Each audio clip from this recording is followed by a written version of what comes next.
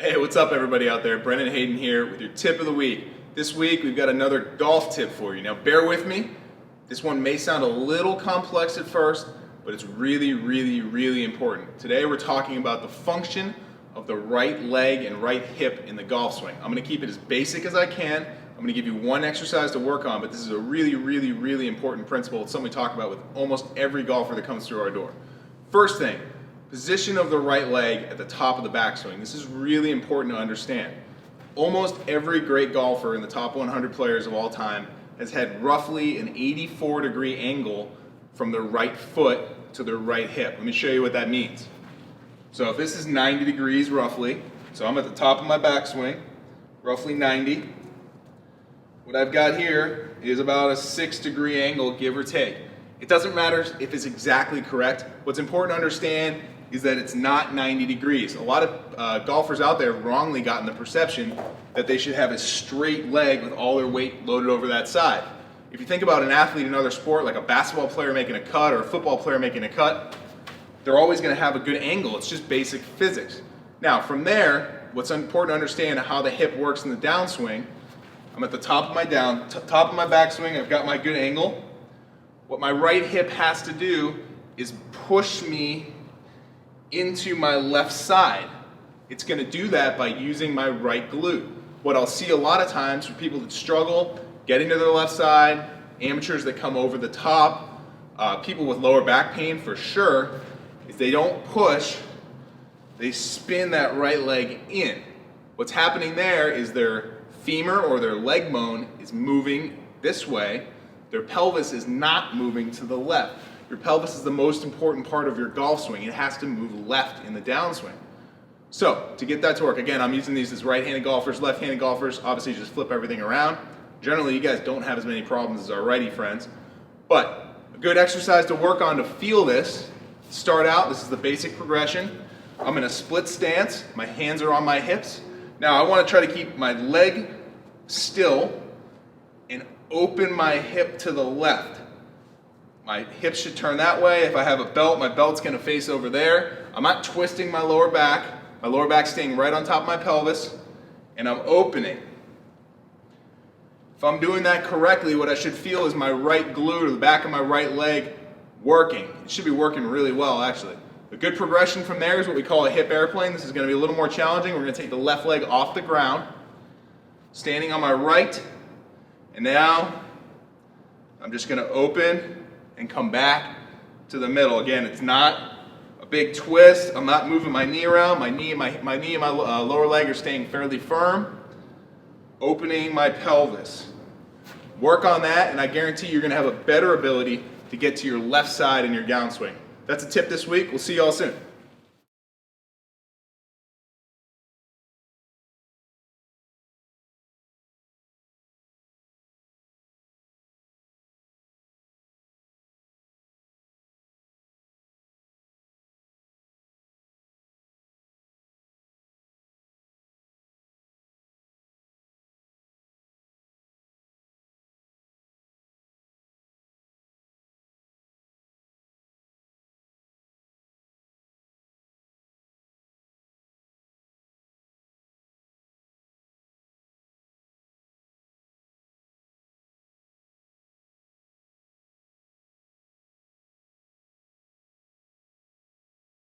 Hey, what's going on everybody? Brennan Hayden here with the tip of the week. We've got a quick tip this week, but it's a really important one. Now, for those of you who have been around Coastal Performance, you know we're huge fans of John Berardi, who's the founder of Precision Nutrition. John's got something he calls his first law. Here's how it goes. If it's in your house or in your fridge, eventually it will get eaten. Now, what does that mean? Basically, what it means is that if you buy it, it's going to end up in your body at some point. So when you go to the grocery store, when you go to anywhere where you're picking up stuff for the house, keep that in mind. It will get eaten. Usually, you know, in a moment of weakness, if there's ice cream in the fridge, you're going to take it down. That's just how willpower works. So, tip this week, think about next time you're at the grocery store, whatever you buy will get eaten. That's our tip. See you next week.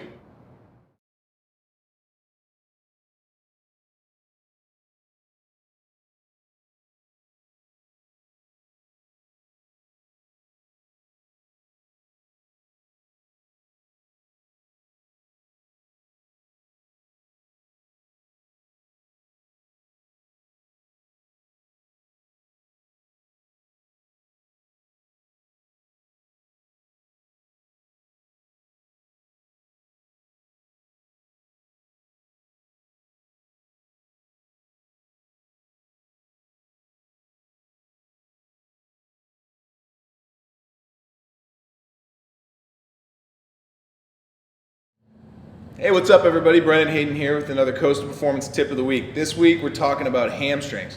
Hamstrings are a really important muscle group, and we're talking about strength and performance, we're talking about lower back health, and we're talking about flexibility. Now, the one thing I constantly hear, particularly from people that have had some lower back pain, is my hamstrings are really tight, and they continue to stretch and stretch and stretch. A lot of times I've even been advised to stretch them. That may not always be the best thing. The question I always find myself asking these people is, how's that working out for you? So here's a different solution you may try out. You may have some more luck with activating your hamstrings more. So first thing we're gonna do, test retest. We're gonna do a straight leg raise test. This is part of the functional movement screen. I'm gonna lay on my back, both arms at my side. I'm gonna use my left leg, bring my left leg up as high as I can without bringing my other leg off the ground. As you can see right now, I'm probably at about, I don't know, 70 degrees. You've got a better angle than I do. Not bad. What we really want to have is more like 80, 90 degrees, better control. So what I'm going to do is now I'm going to work on activating my hamstrings more effectively. So I'm going to lay on my back. From there, bring both knees up, lift my toes up. I'm going to keep my back flat, dig my heels in, and bring my pelvis up. And I'm pulling my heels into the mat back towards my hips. I really want to feel my hamstrings working here. I'm trying as hard as I can to get them on. If you can't feel them, that might be part of your problem. From here, I'm going to stick one leg out, continue digging in, pulling back hard, breathing all my air out. Now I'm going to go ahead and do a retest, both legs out. Much improved, back up towards 90 degrees. So if you're having trouble, you feel like you constantly have tight hamstrings, your lower back's been bothering you, you can't get in a good deadlifting position, why don't you go ahead and give this a shot. That's your tip of the week. We'll see you next week.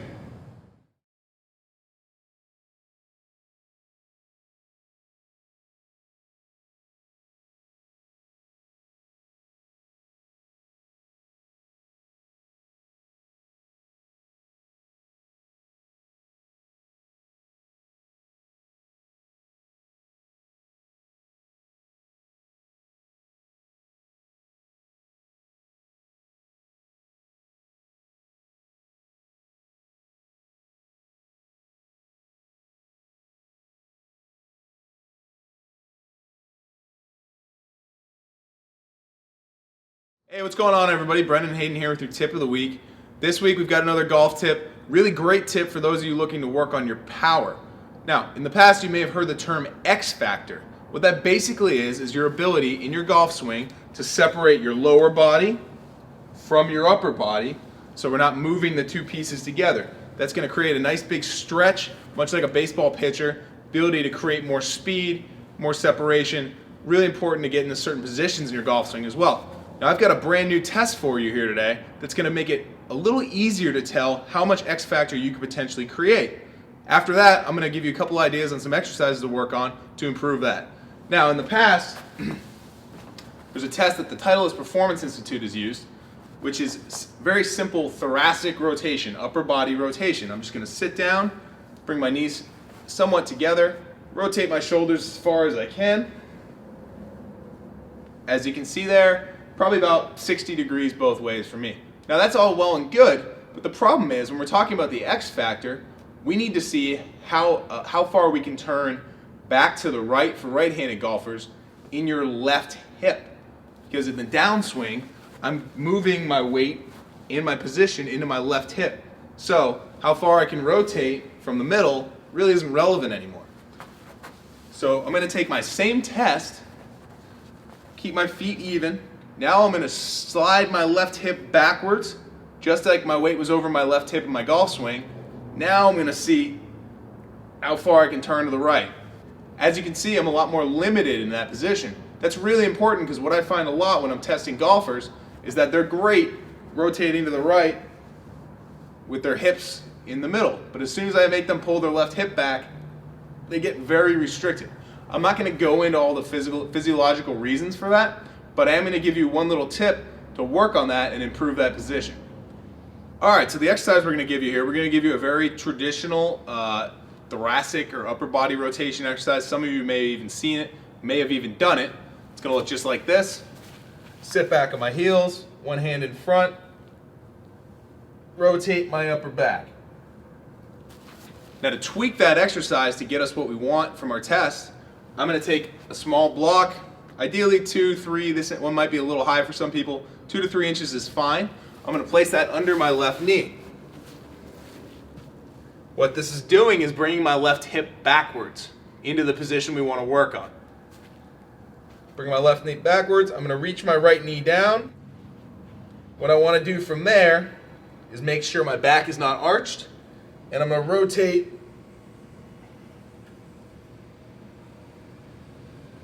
up to the right 8 to 10 times. Really, what you should feel when you're doing that is your left abdominals, if you're a right-handed golfer, staying engaged throughout the rotation.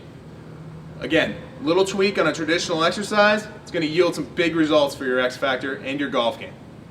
Alright, so now you've performed the exercise, hopefully as directed.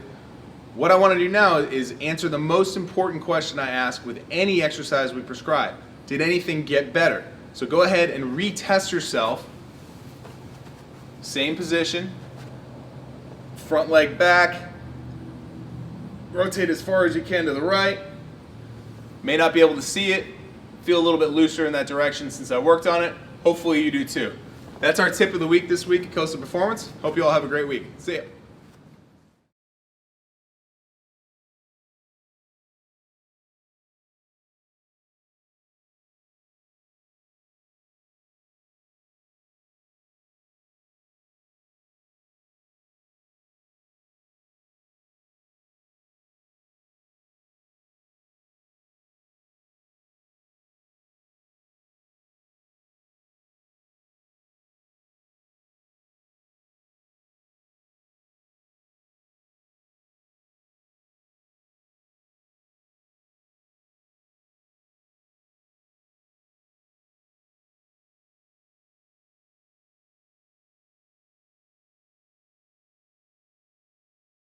I've been playing professional golf for over 20 years, and about 3 years ago, my professional career got derailed by reoccurring back and shoulder injuries. I'd gone to countless doctors and therapists and tried everything with no luck. Fortunately, about a year ago, I found Coastal Performance and started working out with Brendan and the rest of the trainers. I'm happy to say that now I'm back playing golf regularly, feeling great, and even competing again. The thing I like most about Coastal is how it doesn't matter if you're a professional athlete or you're a soccer mom, they're great at tailoring the program to fit your needs. I think everybody should give Coastal a try, not only to get stronger, but to feel better.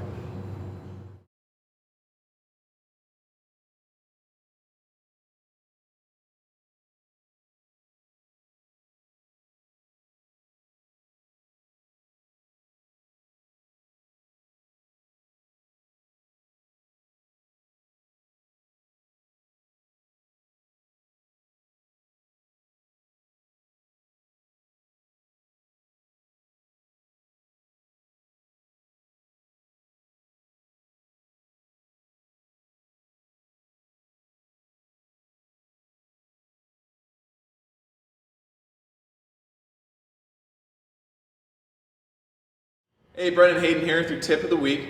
Summertime's coming up, and that a lot of times can mean travel. Travel is an extremely hard time to work out because usually you're limited to body weight training. But today I want to show you, with just a simple band you can easily pack in your bag, a couple alternatives to some of your favorite exercises that are going to keep you in shape while you're on the road. First one, taking a band, and again, there's a lot of different thicknesses and options in bands. Find one that works for you. We're going to show an alternative to our traditional squat. Stand on the band, pull the band over my head, press it overhead, squat down.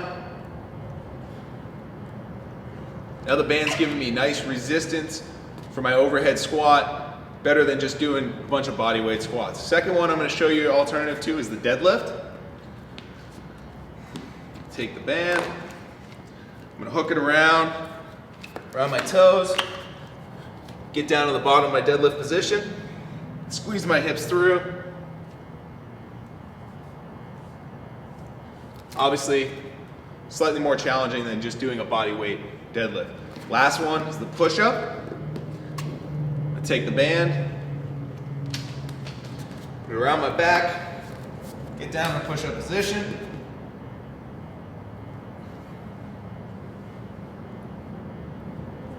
Making it a little more difficult to get through my push-up. Vacation's a great time to have some fun, fool around with your workouts. The band's gonna allow you to do that and still get some good training in as well. Until next week, we'll see you later.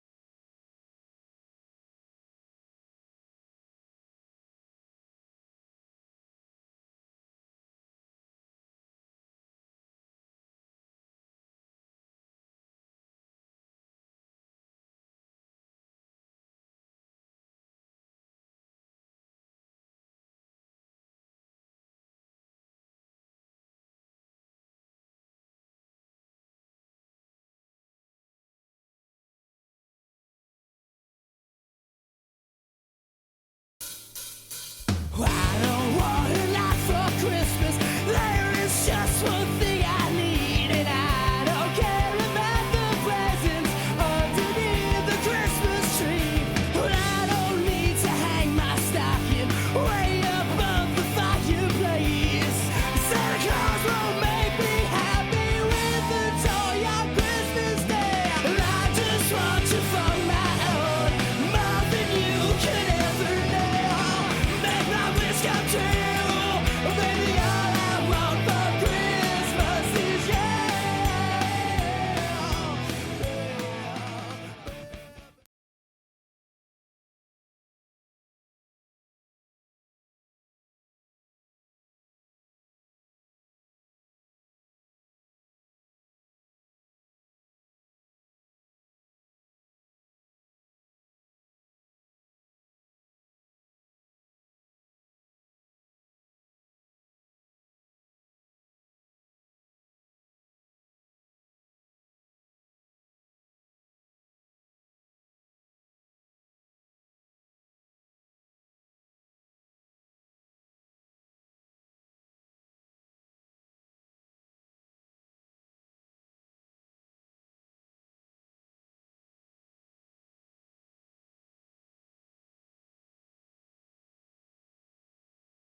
Hey, how's everybody doing out there? Brendan Hayden here with your Coastal Performance Tip of the Week. This week, we're answering the question, what's the #1 nutrition tip you can give to your clients? Well, the answer may surprise you because it's not what to eat necessarily, or you should eat this or don't eat that, but it's more how and why you're eating. The #1 tip we give to all of our clients is they should try to stop eating when they're 80% full. Now, that may seem like kind of an arbitrary number or really hard to actually accurately measure, but the truth is it's really not about the 80%. It's about the ability to have awareness of what you're eating, how you're eating, and why you're eating. Most people simply eat mindlessly. You can all identify with that, I'm sure. I can certainly identify with that. But becoming more aware of what you're eating is the initial key to having long-term diet success. So that's our #1 nutrition tip. We'll talk to you next week.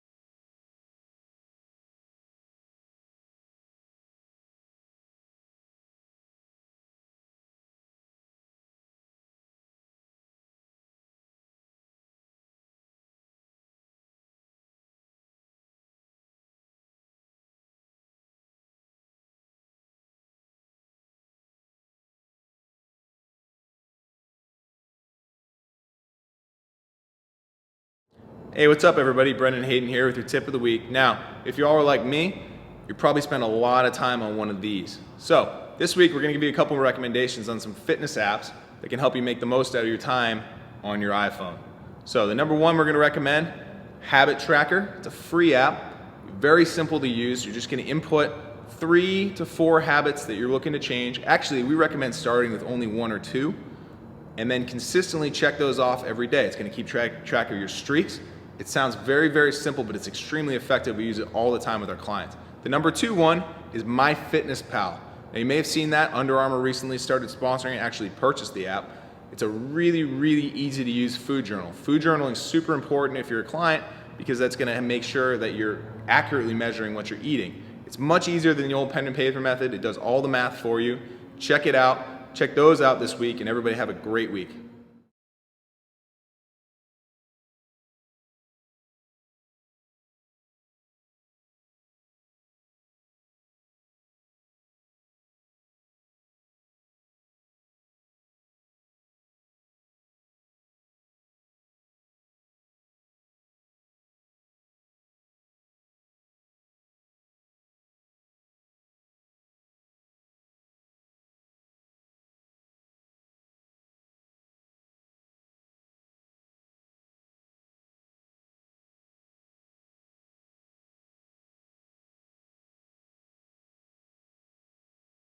Hey, what's going on everybody? Brendan Hayden here with your tip of the week from Coastal Performance.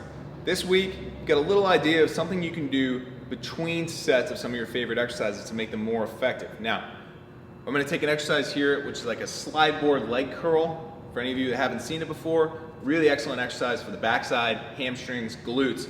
I'm gonna show you a little twist on something you can do while you rest to make the exercise even more effective. First off, the slide board leg curl. Getting down on the ground, bridging my hips up, slide my legs out, pull my legs back up. Feeling really good work in my hamstrings there. Now, for a lot of people, as a result of sitting all day, poor posture, things like that, they tend to get really tight in the front of the legs, hip flexors, quads, wherever you want to call it. So that will limit your ability to do an effective hamstring curl. In this position, for instance, where that's going to be limited, some people may not be able to bridge their hips all the way up.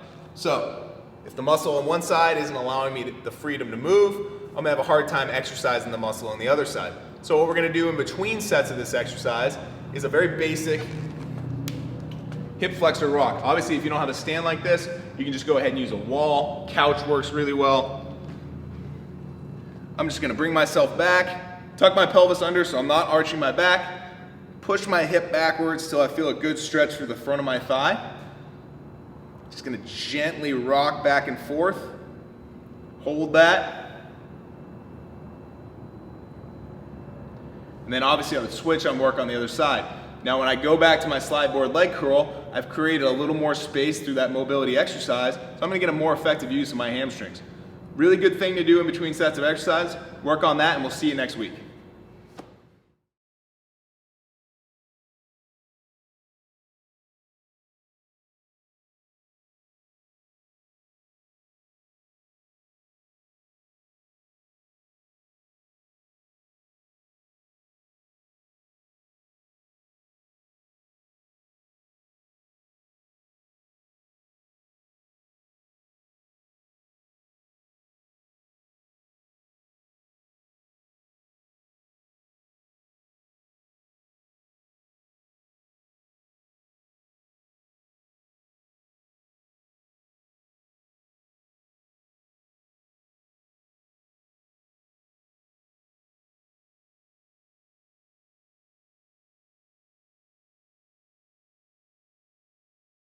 Hey, what's going on everybody out there? Brendan Hayden back with your tip of the week. You know, here at Coastal Performance, we spend a lot of times with golfers working on their fitness and their bodies. However, what we found a lot is that some of our higher handicap golfers in particular need to understand some of the fundamentals of the golf swing in order to really improve their games. Today, we're going to talk about one of the biggest flaws I see in higher handicap amateur golfers, and that's simply understanding how the golf club is designed to work. We're going to use our TrackMan technology now to illustrate one of those flaws, but first, I'm just going to show you a typical golf club. Okay, so the way a typical golf club is designed, if I'm holding the shaft straight up and down, what you can see is the back end or trailing edge of the golf club is actually a little bit below the leading edge of the golf ball. Now, if I try to hit my shot with the club straight up and down, like I see a lot of higher handicap amateurs do, here's the problem. I can't hit the center of the club with the ball. So I've got two options. I can either hit it a little bit fat with an upward attack angle, or I can lean the shaft forward. Now I can impact the middle of the golf ball with the front edge of the club below the trailing edge of the club. That's what we're looking for in a properly struck golf shot. Now we're going to use TrackMan to illustrate how you can do that. Now, we're going to use our TrackMan technology to illustrate what a typical golfer does through impact and why that's not the most efficient way to hit a golf ball.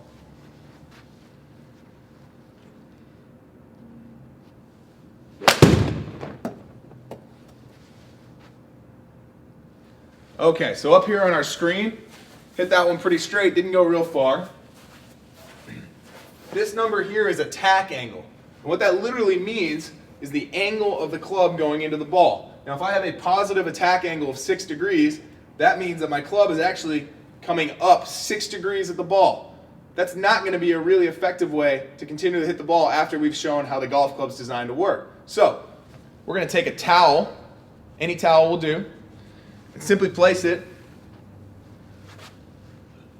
about a foot behind our golf ball. And what that's going to encourage us to do is make a downward or negative attack angle at the golf ball. Let's see if it helps.